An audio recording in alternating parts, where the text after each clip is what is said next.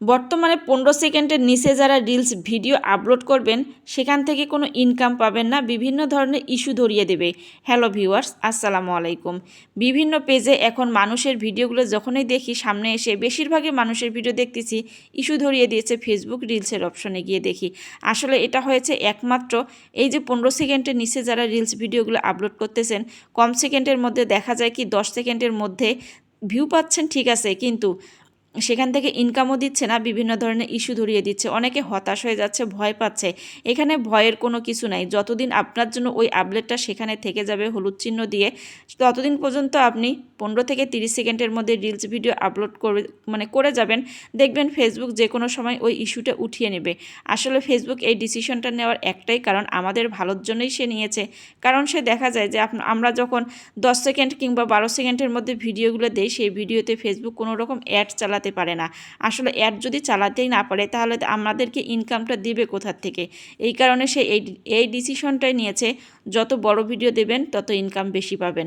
সে যতই অ্যাড চালাতে পারবে ততই আমাদের ইনকাম বাড়বে। এটাই হচ্ছে কথা।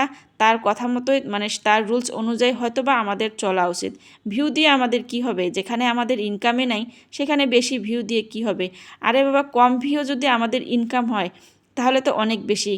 আমার পেজে আজ কয়েকদিন ধরে আমি লক্ষ্য করতেছি যেগুলো ভিডিও আমাদের 14 সেকেন্ডের নিচে আছে, সেই ভিডিও থেকে আমি কোনো রকম আমাকে ইনকাম দিচ্ছে না।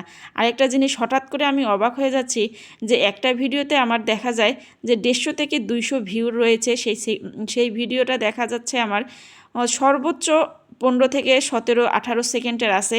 সেই ভিডিওটাতে আমার খুব ভালো পরিমাণ একটা ডলার দিচ্ছে ফেসবুক। সেই জন্যে মানুষের কথায় না, কারো কথায় আমি কান না দিয়ে নিজের পেজেই নিজেই দেখলাম যে আসলে এটাই একেবারে সত্যি কথা, যে 15 সেকেন্ডের উপরে ভিডিও আপলোড করলে সেখান থেকে ইনকাম দিচ্ছে। আর যতই আপনি কম সেকেন্ডের দিবেন, ভিউ বেশি পেয়ে কোনো লাভ হবে না, কারণ ভিউ দিয়ে আমাদের কোনো কাজ নাই। যেখানে ইনকাম নেই সেখানে ভিউ হাজার হাজার ভিউ হয়ে ইস্যু ধরিয়ে দিয়ে সেখানে আমাদের লাভ কী হবে বলেন?